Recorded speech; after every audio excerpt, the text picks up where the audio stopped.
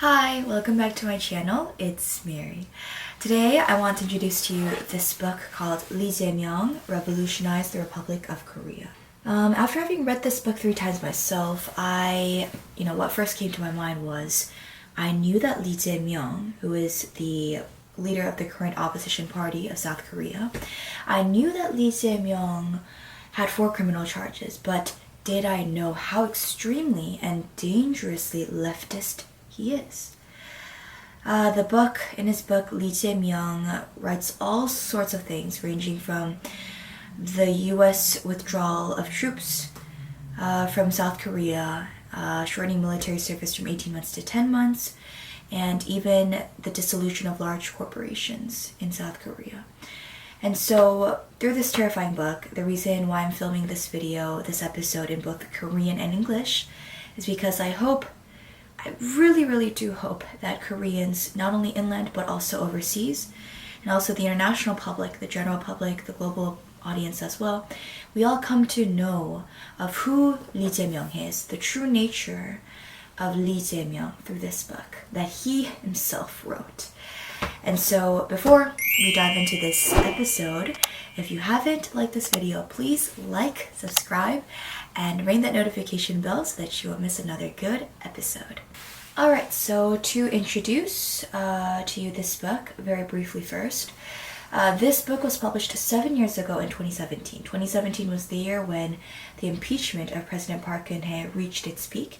And at that time, Lee Jae-myung, along with previous President Moon Jae-in, was preparing for the Democratic Party's presidential primary. And it was during this time when Lee Jae-myung wrote this book to introduce himself to the general public, what his policies are, what his ideology is, and all sorts of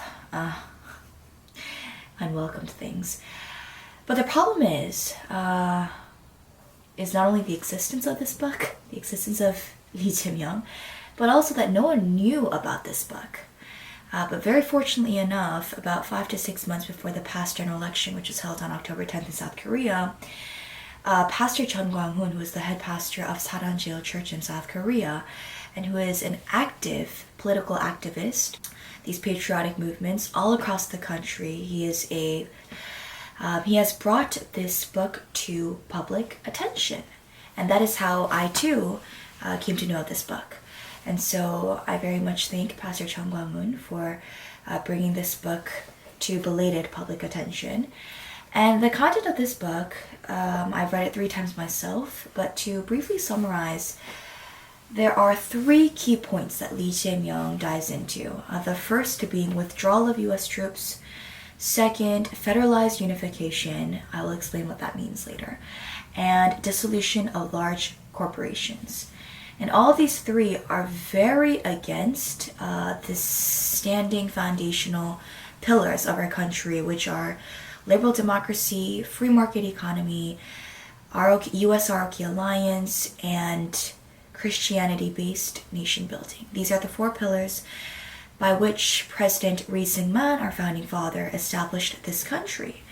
And Lee Jae-myung, the current leader of the opposition party, with more than half, basically the majority of Congress seats, his ideology, his policies are all against these pillars, which have given us so much prosperity for the past 70 years, ever since our nation was first founded.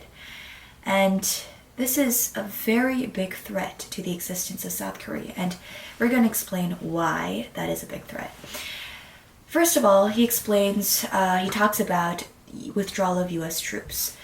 In the book, it is true that he does not directly state with U.S. withdrawal. He doesn't state this explicitly, directly.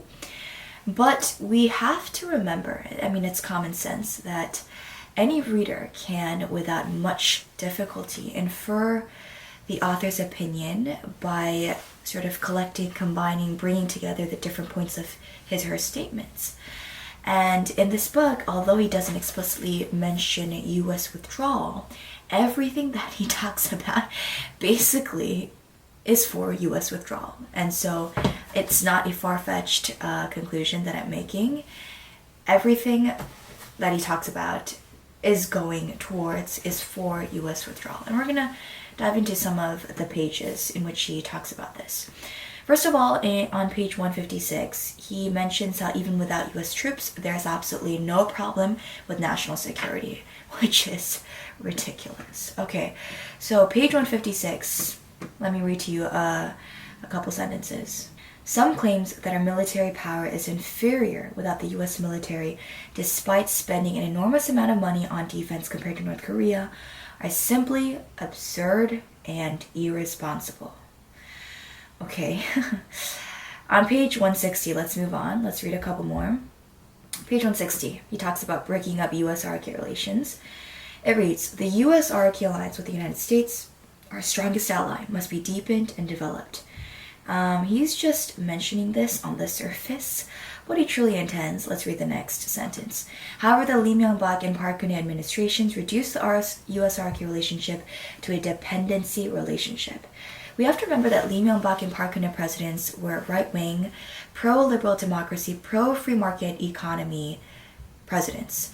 And these leaders, they did not have a dependency relationship on U.S.-ROK relationships. They had a strong relationship with the U.S.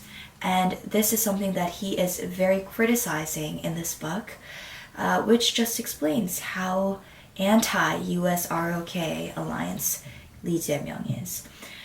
The third section, let's read. On page 163, he talks about how wartime operational control, which is held by the U.S. military, must be returned, and thus establish a minimum form of an independent nation at least. So let's read page 163. As an independent country, we should quickly retrieve wartime operational control entrusted to the United States and secure deterrence against North Korea based on our own strong national capabilities. And on page 164 it reads, the Republic of Korea is the only independent country in Northeast Asia that entrusts military leadership to another country. Looking at the world, even countries that are weaker than us do not entrust wartime operational control to foreign countries. We must quickly complete preparations for the return of wartime operational control and begin the recovery process early to achieve the minimum form of an independent, sovereign nation. Alright, so let's refute the points one by one. Okay, first of all, wartime operational control is not held by the United States of America, like Lee Jae-myung states in his book. It is factually incorrect. Wartime operational control is held by the ROK-US Combined Forces Command, CFC, abbreviated as CFC. In Korean, we call this 한미연합사. And established in 1978, CFC, how it's operated is by collecting the opinions from both sides to then command these combined forces of the US and the Korean Armed Forces in times of emergency. And so it's not something that's strongly leaning towards America. The US forces strongly biased towards them, how the US controls everything that happens in Korea. No, that is absolutely not true. But that's something that Lee Jae-myung is deceiving our public to think of in his book. Secondly, Lee Jae-myung believes that the sense of independent, strong, autonomous national defense can only be achieved when wartime operational control is returned. I absolutely disagree. First of all, there are already military units in South Korea that exercise full independent military control. They're able to exercise complete autonomous command authority without being under the control of the CFC. A major example being the Capital Defense Command. And secondly, during the Korean War, it's really important to study history, especially the modern contemporary history of South Korea, because history gives so many valuable lessons. When you know history, when we know our past, we don't repeat the mistakes in the present, and thereby we can construct and build a strong country, a strong nation for the future. And so it's really important to study history, just letting all those Korean Americans out there, it's really important to know the country of our motherland, our mother country. But anyways, during the Korean War, which was extended during a period from 1950 to 1953, for 3 years almost, this period was a time when wartime operational control was much more strongly given to the United States. And even at such a time, President Lee Jae-myung, our founding father, showed us how it is possible to exercise complete autonomous military command. And what he did was, during the end of the war, he completely independently led the Korean military to advance north beyond the 30th parallel. This was completely independent from US approval. He just did this independently. And that was 70 years ago. Today, it is not the same situation. It's been 70 years since US-RK alliance has been built firmly, and we have been practicing together with US troops under the CFC for a long good years, a couple decades, and it's a matter of, we're standing on equal ground when we practice with them. It's not like the US troops completely domineer over us. They completely dominate everything. They control everything that happens in the Korean military. No, it is an alliance. But Moon Jae-in, in his book and just his rhetoric all the time in the public sphere, he just deceives the general public into thinking and into building this anti-American sentiment, which is very dangerous to the existence and survival of our country. Thirdly, what I wanted to get to was, I wanted to ask Lee Jae-myung this question. Even if we do recover wartime operational control, is it possible to even gain this strong, independent, autonomous national defense that he is talking of? I don't think so. I don't think it's possible. Yes, it's true that South Korea does have a strong army, like he mentions in the book, but we have to remember that wars these days, they are overwhelmingly more influenced by air battle than ground war. Talking to my husband about this topic, because he graduated from the Army and Navy Academy in California, he has much more expertise in this area than I do. But he explained to me that, these days, wars, they start out with the Air Force coming in, dropping bombs, full-out air battle, then it transitions to ground war. That's how important Air Force is in modern wars. But for the Air Force and the Navy to even operate, a very strong information system based on satellites is required. And in the world, there is no country that surpasses the United States of America in this information battle. And South Korea, compared to the US, yes, we lack a lot in this information system. And, just a representative example to sort of visualize how strong the US information system is the Russia-Ukrainian war. How is Ukraine even managing to resist Russia, which is a world power? In terms of military, Ukraine cannot resist, cannot manage to fight this long. How are they able to? Because they have been given US information system through satellites and support through Air Force. And so through the Russia-Ukrainian war, this speaks to us, this teaches us a valuable lesson as a country that shares an alliance with the US on how we need to treat this alliance, and especially how we need to know how to respond to politicians with a lot of power, especially after the general election this past April 10th, on their rhetoric, on their ideology, on what they state about US-RK alliance. We need to be very much alert and be able to protect our country from people like him. So the conclusion is, considering the risk and return of wartime operational rights, there are far more many risks than its return. And so the question is, should we take this much risk to recover wartime operational control in achieving a sense of independent, strong national defense, which may, at the end of the day, not even be properly achieved? It's a question mark. Even if we do gain wartime operational control, can we achieve this independent national defense? I don't think so. So Yep, in the bigger picture, it's important to remember that all these politicians, especially in the Democratic Party, unanimously talk of U.S. withdrawal, return of wartime operational control, independence, sense of national defense. They all basically are a series of processes that are trying to cut off, one by one, the ties that we have with the United States. So let's be aware and alert. Alright, on page 167, he also talks of how South and North Korea must take the lead in inter-Korean national relations to achieve an independent, autonomous way of unifying the two Koreas. Everything they talk of is always autonomy, independence, autonomy, independence. We need to see alert. Alright, so page 167, it reads, just as we must take the initiative and engage in independent and balanced diplomacy in relations with the United States and Japan, in inter-Korean relations, South and North Korea, not the United States and China, must take the initiative. Alright, same question. Is this autonomous, independent unification even possible? We're living in the 21st century. There is no such thing as being able to unify a broken country autonomously. Everything is by international relations these days. So it makes no sense. Autonomous, independent unification makes no sense.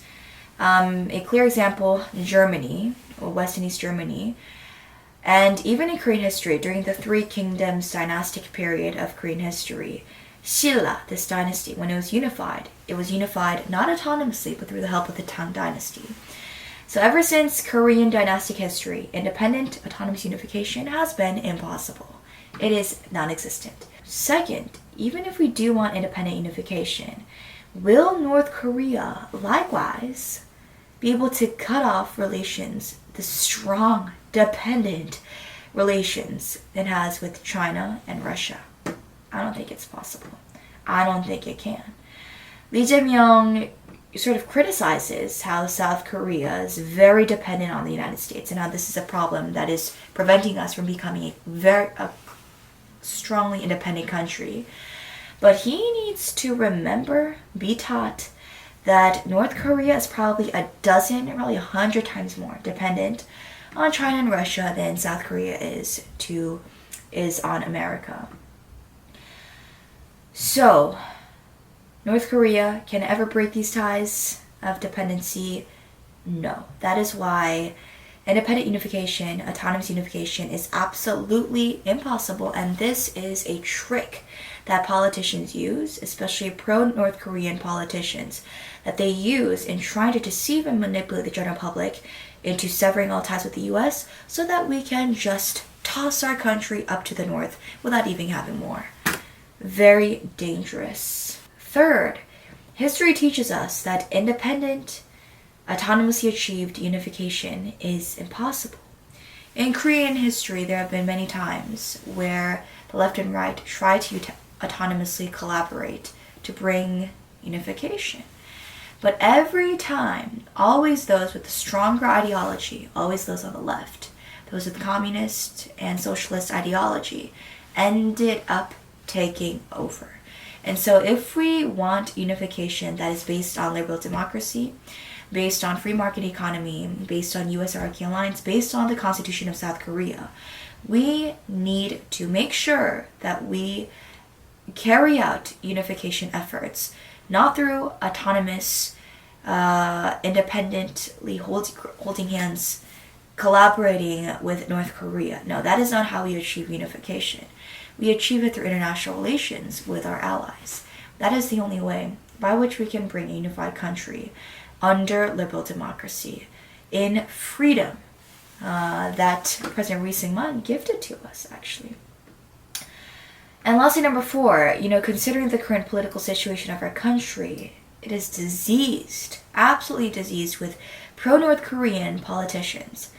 And so even if we do push for autonomous efforts in uniting the two Koreas, even if we do gain wartime operational control, even if we do sever all ties with the US, will these politicians achieve unification, the unification that we want, one through liberal democracy, or will they pursue a unification that North Korea's Kim Jong-un wants?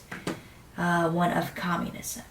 So that's something that we need to think of. And, organizations and people in South Korea that have been, politically very active, these civil organizations that are active and they're crying out, being very active under the name of independent, autonomous unification, autonomous national defense.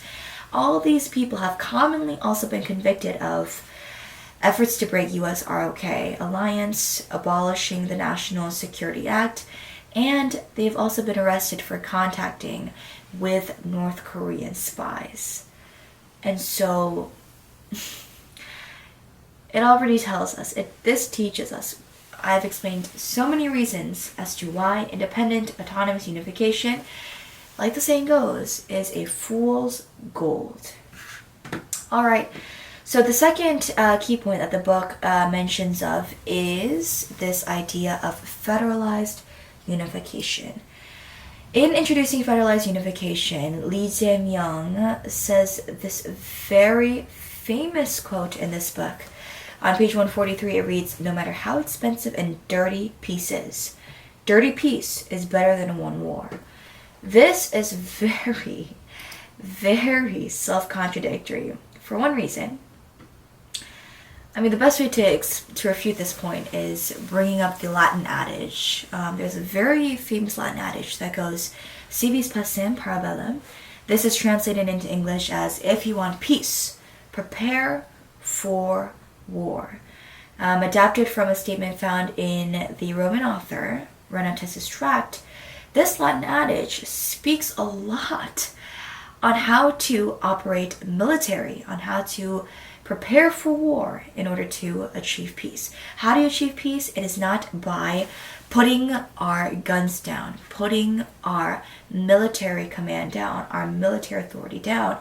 It is only through making sure we have a strong ally, making sure we have good national defense, military defense, by which we achieve peace. And so this Latin adage, centuries ago, by this Roman Empire, the greatest empire of all time, and especially its Renatus. Renatus was an absolute expert in military, Roman military and war. If he says this, I don't know what Lee Jae-myung has to speak in contradictory ways. Dirty peace better than one war? This makes no sense. Alright, so I want to read to you page 146. This is the most direct statement that he mentions of in reference to the idea of federalized unification. Page 146. As a specific example, the Korea Institute for National Unification predicted that if the Inter-Korean Economic Cooperation Project, agreed upon at the October 4th, 2007 North-South Joint Declaration, was successfully promoted, Korea could see an economic effect of up to 55 trillion won. Alright, so in the book, although Lee Jae-myung does not directly mention federalized unification, the term federalized unification, his mention of this October 4th North-South Joint Declaration is basically synonymous to saying federalized unification for the following reasons, and I'm going to explain why. Number one, the October 4th North-South Joint Declaration in 2007, which was signed between South Korean President Roh Moo-hyun and North Korean dictator Kim Jong-il, must be understood by two more joint declarations, one that preceded it and one that succeeded it. The one that preceded it, the first ever joint declaration that was signed in modern history between the North and South, is the June 15th Joint Declaration in 2000 between Kim Dae-jung of South Korea and Kim Jong-il of North Korea. And the second one is what Lee Jae-myung mentions here, October 4th, 2007.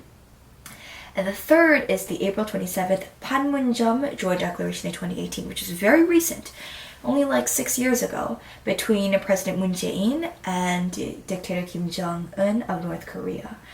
And these joint declarations are basically all the same content. They are all talking about the same thing. They're just reconfirmations of the same thing.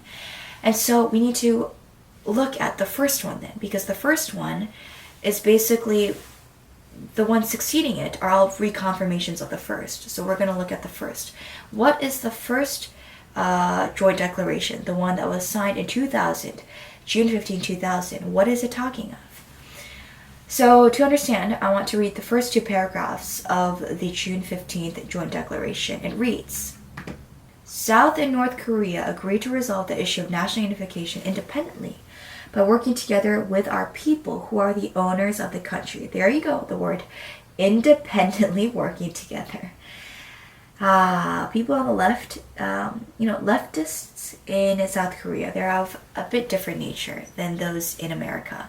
And that leftists in South Korea, you have to add this component of pro-North Korean tendency. They're pro-North Korea. They're pro-Juche ideology.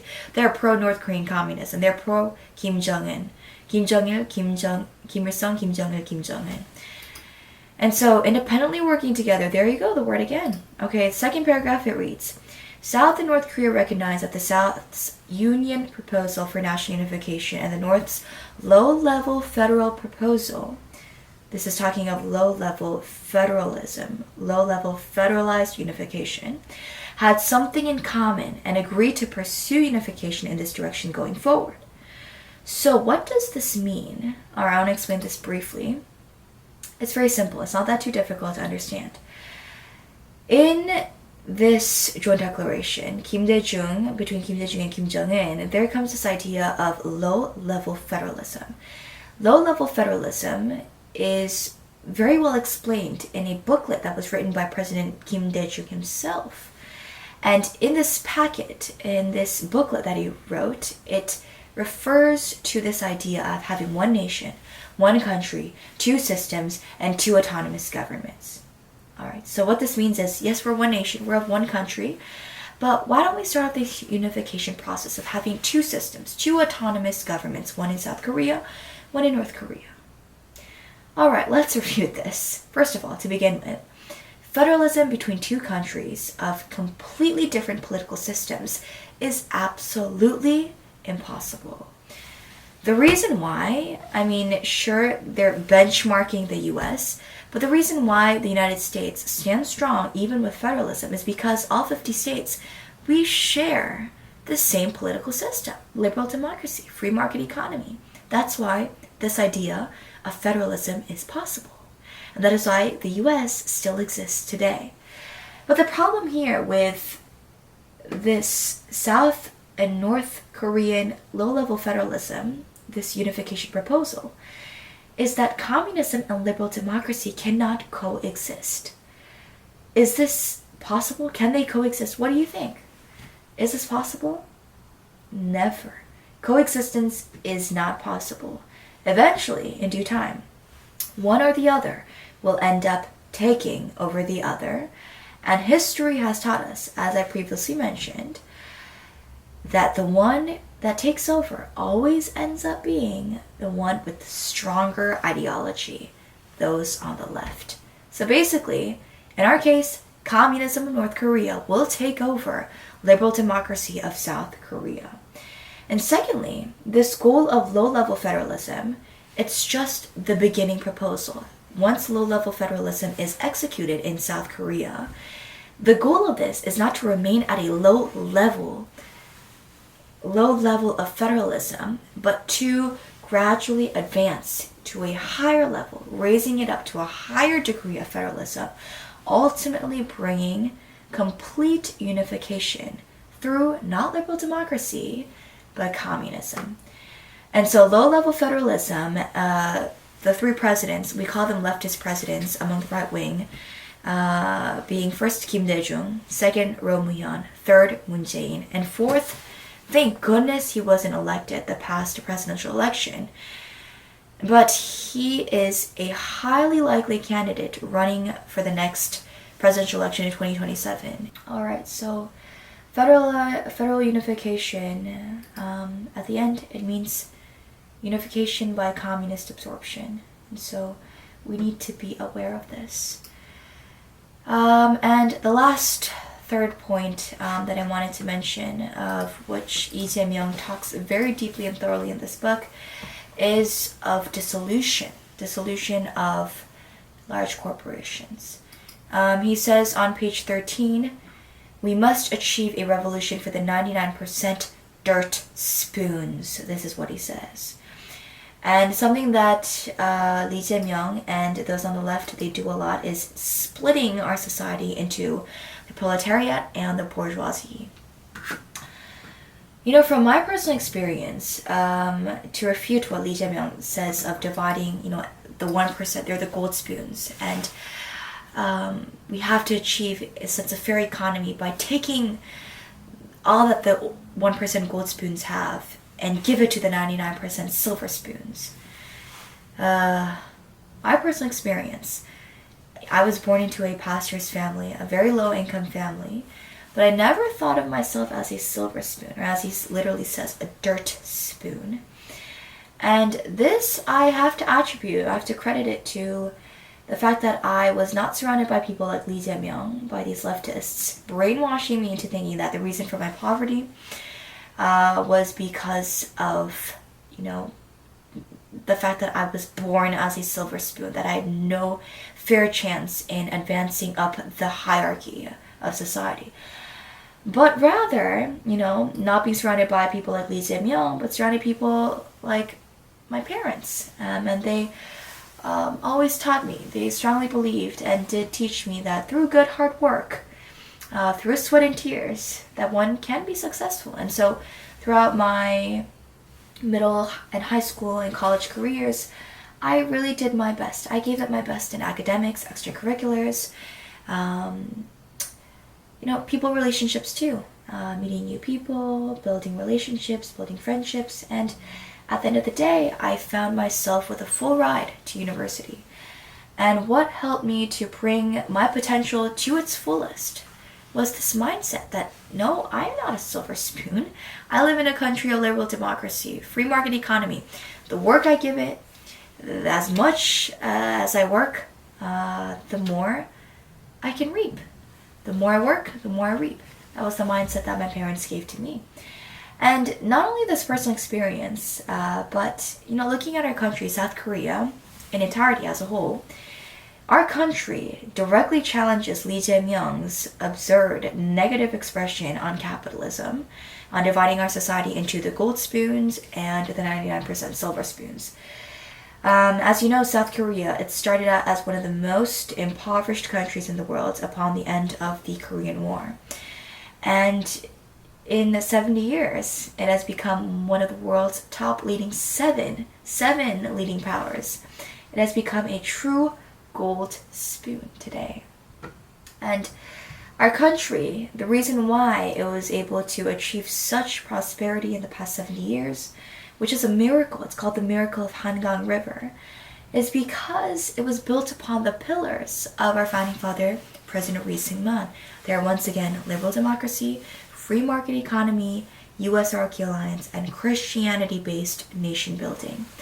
And so it has taught us that in such a country, when we protect these founding pillars of our country, anyone, through good hard work, through sweat and tears, can achieve and reap good harvest. In their argument against capitalism, leftists always bring up this idea of polarization. But we have to remember that polarization is a natural phenomenon in capitalism, and it is not unfair.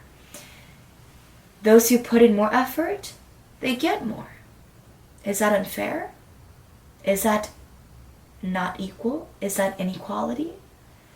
To me, inequality sounds like a company that puts in a lot of effort getting the same reward as a company that doesn't even work. Same thing in the classroom. I love this example. But, when studying for an exam, do we want a student that has prepared for weeks and months, and a student who studies 10 minutes before the exam? Do we want them getting the same grade? Is that the equality that our society wants? Absolutely not. If such a society does unravel in South Korea, there will be no student that will study through sleepless nights. There will be no growth, no creativity, no advancement in society. That's an absolute truth. It's common sense. But still, some people find a problem with inequality, and they always say that, someone who starts off at a better place, being born into a rich family, versus someone who starts off at a lower one, being born into a poor family, it's unequal. It's not equal.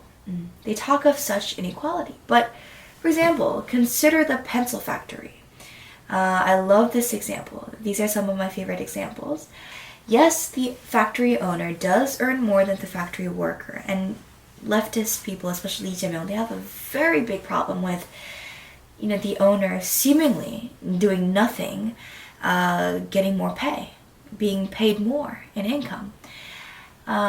They think that workers who do all the labor, all the toil, all the hard work, why do they get paid less than the owners? They have a very big problem with this, but I want to explain to you, if you too have such thoughts, how it is not really unfair that the owner gets paid more than the worker. First of all, the owners take more risks. The owners having even come to the point of being the owners of such factories, we have to imagine the processes that they've been through. They've risked all the money that they've earned into building this factory. And sometimes, yes, the factory goes through unexpected difficulties. Like, for example, the factory could be flooded through a rainstorm. The machine could have been broken down for some different reasons. All sorts of different risks that these owners had to take. And they've taken those risks. They've paid that cost, that high cost. And if the country goes bankrupt because the owner made a wrong decision, the workers, they just lose their jobs, which is, yes, unfortunate, but they can go somewhere else. They can get hired again. But this owner, they probably have millions in debt, hundreds and thousands of dollars in debt. That's the sort of risk that these owners have to carry. That's the burden that they carry. And so, of course, the higher the risk, the higher the return. This is an absolutely fair, I'd have to say, risk and return principle that anyone should not have a big problem with. This is an absolute fair way in how capitalism works. And secondly, because these owners take such risks, workers, they have a place to work. I think this is something very important that many people forget. If these owners don't take these risks, people don't get jobs. There's no place to work. And so, studying this topic, what came to my mind is that leftists make people think that competition is cold and cruel. But we need to remember that competition is what drives a free market. Psychological studies show that people grow only when they compete. And yes, failure does disappoint us from time to time. But when we lose competition in entirety, we lose the happiness that we gain, the satisfaction that we gain from the achievement, the accomplishment, the effort, the creativity that we gain through this hard toil, through the hard work that we give in. And I'd say the most representative example of this is North Korea. They've lost complete competition. They have no free market economy, no capitalism, no free market. And so imagine everything that they've lost because they've lost this competition. There is no competition, so everyone's poor. There is no cooperation, no coming together to work towards the same goal, no moving up the social ladder. It's competition. This competition, it's a foundation for human advancement, human growth, human cooperation. And North Korea has none of that because they've gotten rid of competition as a whole. No free market economy. And so that sums up the final point of what Lee Jae-myung says. And so as I end today's episode, there is a saying that comes to my mind. The saying goes, foolish citizens choose foolish politicians, and competent citizens choose competent politicians. The 3 points of this terrifying book, U.S. withdrawal, federalized unification, and dissolution of large corporations. I hope that through this terrifying book, that all South Koreans come to the realization, both inland and overseas, of Lee Jae-myung's dangerous leftist ideology in due time, so that we are able to protect our mother country at all costs. I hope you enjoyed the video. Make sure you like, subscribe, and ring that notification bell so that you won't miss another good episode. See you next time.